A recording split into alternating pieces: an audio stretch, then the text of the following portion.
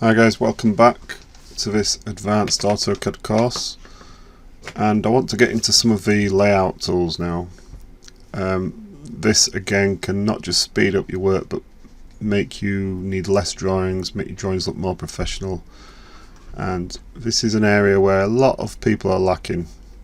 I get drawings from people who have used AutoCAD for a long time and they're not very well done in terms of the layout and the sheet tools and things like that, the viewports. People do seem to have a lack of understanding of how these work and how best to use them. So this is quite a big subject. I'll cover a few chapters working through the different ways of presenting your drawing and making it easier to use. Okay, so to start off, I'm going to use this basic drawing, which will look familiar to anyone who's done the basic course, because this is what you create when you do the basic course. And it's a typical drawing you might get if you were in construction or architecture, that kind of thing, but the same principles apply to any discipline. Okay, so this can be found in the resources section of the course, and this is how it will open up. Now what we've got here, we're in layout, one layout tab. We have our title block here, which is A4 if I remember rightly. Yeah, A4. Fairly rare in most disciplines to use A4 title blocks, but for the purpose of this course I wanted something you could print on a normal home printer. Not a lot of people have A3 or A1, certainly A1 printers, so I did keep this as A4 for the purposes of a tutorial. But we have one title block, which is a block, and we have a viewport. If you double click, you're in the viewport. There we go.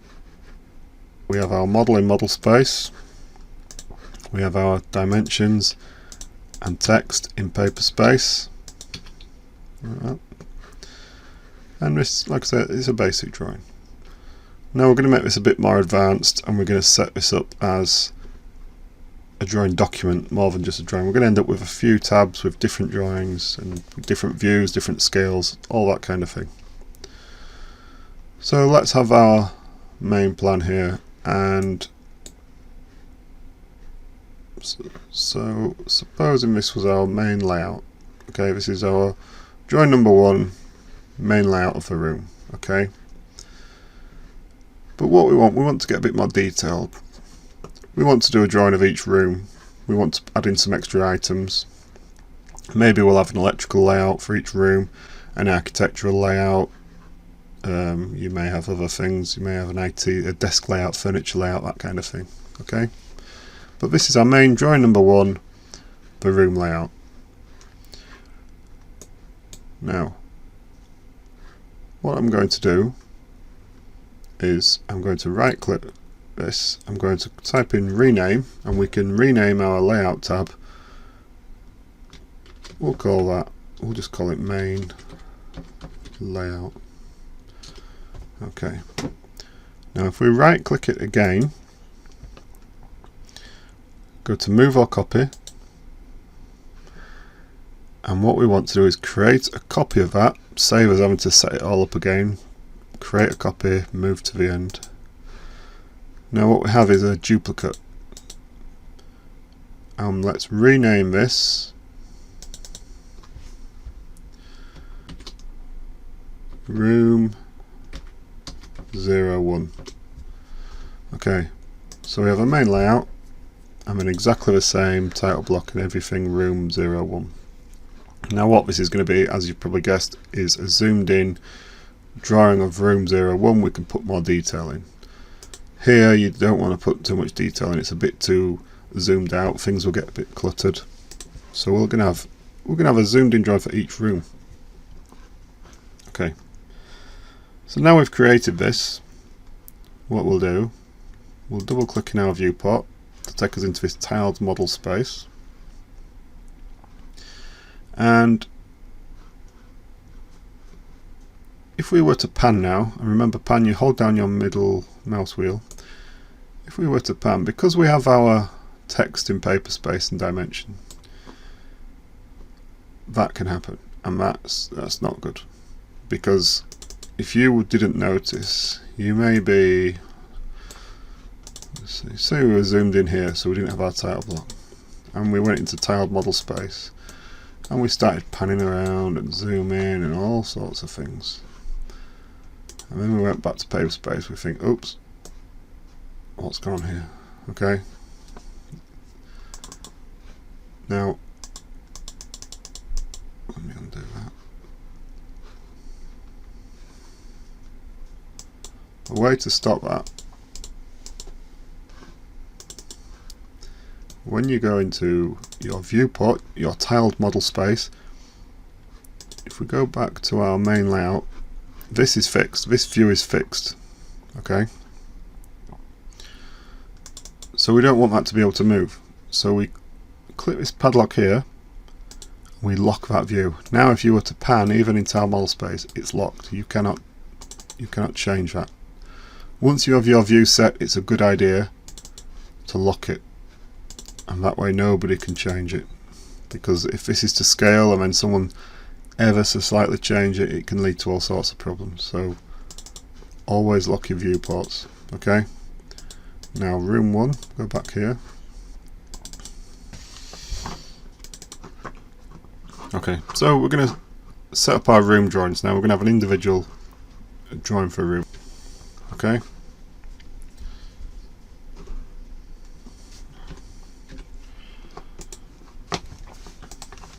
so I'm just going to grab all this text. This is something I like to do, and just move it out of the way, move it out to the side there, and then we can just pull in bits of text and reuse it. That way we always have the same dimension style, text style. There's nothing worse than opening somebody's drawing and they've got 3 different dimension styles, lots of different text styles, it's all different fonts and sizes. It just looks so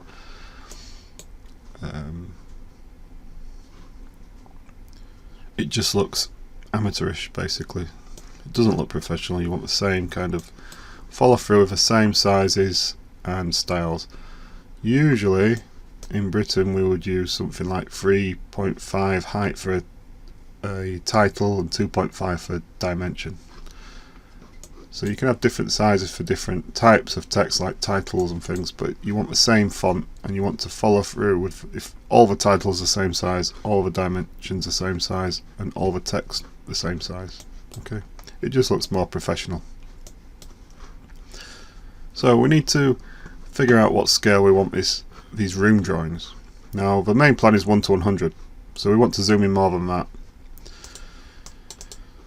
You're usually limited by, in AutoCAD you could have any scale you want. You could have 1 to 52.5 or something like that, but you're usually limited to the kind of drawing standards depending on where you are on Earth. I'm in Britain, we have British standard scale sizes. If you look down here you can set your scale. We wouldn't usually use these, certainly not in construction. Usually you'd go 1 to 20. You might have a 1 to 25 and then you jump straight to 1 to 50. For the purposes of a tutorial or practicing you can use any scale you want, but I just can't bring myself to use 1 to 30 really. So okay, what I'm going to do, I'm going to set 1 to 50. And we want all our rooms to be the same scale. We don't want different scales for each drawing, so use the biggest one to set your scale. Yeah, that fits in nicely. We have room around the outside of it for some text. We wouldn't want it something like that. It's too big. Okay, so give yourself plenty of room for text. You don't want a drawing looking too cluttered. That looks okay to me, so we'll use that. We'll start off with this room 1 and we'll double click outside. So now we've got our room 1 in the center. We also have this, we don't need this, we don't need anything outside of room 1 really.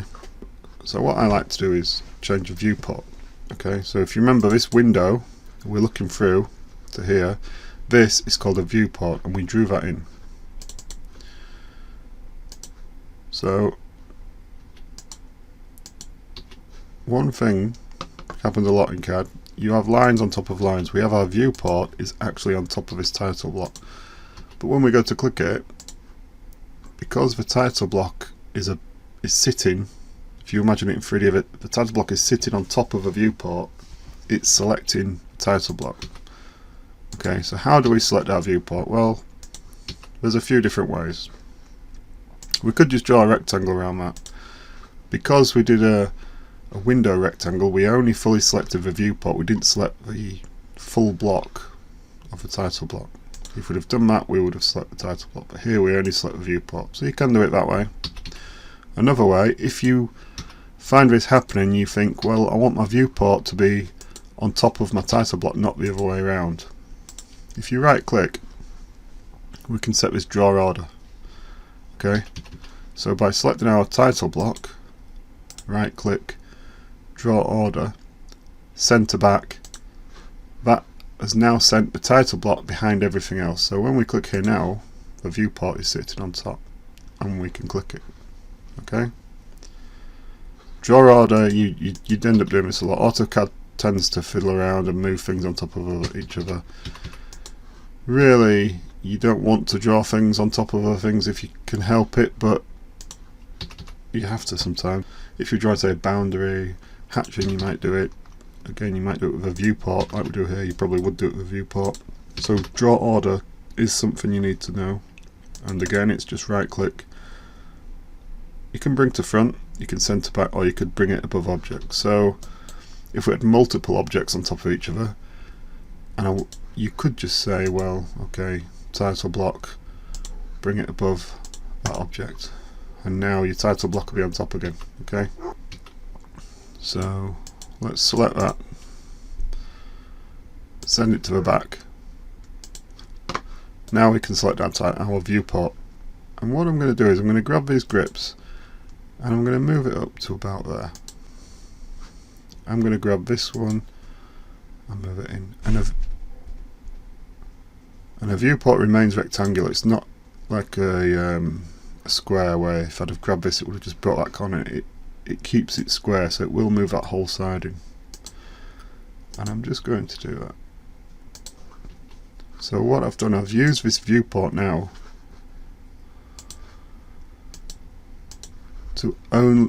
because I've made the viewport smaller, it's only showing us this room, and that leaves us everything around here free for text. Okay, but I don't actually want to show the viewport. This, if I printed this now, I would have this square on. I don't actually want that. So what you want to do when you're using viewports, if you go to layers, I'm going to create a new layer, call it viewport, for viewport, and I'm going to make it invisible. Okay, so now if we select our viewport and we put it onto this layer, you'll get this message: one or more objects has been moved to a frozen layer. That's a warning to tell you that you've turned your object off. In this case, it's exactly what we wanted to do. Close. So there we have it. Now we just have our room. Bear in mind, we've not changed the underlying model whatsoever. We've not cut this off at all, we've not deleted anything. All we've done is change how it's going to be viewed. The benefit of doing it this way is if we wanted to add something into this room, just put a circle in there, it is on all our layouts. We don't have to redraw anything. Anything we add is there, and it's all done through viewport control. Believe it or not, you would see, and you will see, people who, if they wanted a room view, they would have gone, well, okay, I'm going to select this and I'm going to draw a rectangle, and I'll just trim out everything outside of that rectangle.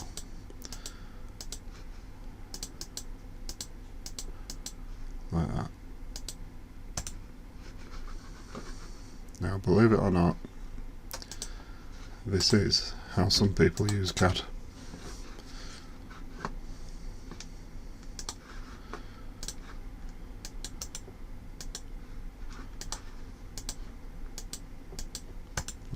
delete that actually. Believe it or not, that is how some people use CAD. They do something like that. And for each room they would have something up here, and when they did another viewport, instead of doing this, they would have just scrolled up to there, and they would have each room cut down, and then if they did add something like that circle, they would have had to add it to everything. It's a nightmare. Any changes have to be duplicated more than once. Things get missed. This is why you see drawings where things don't match up, and it's just a terrible way of working. It makes everything, not only do things take twice as long, but the file sizes are much bigger. It's just not very good. So by doing it this way, it just makes things much more efficient.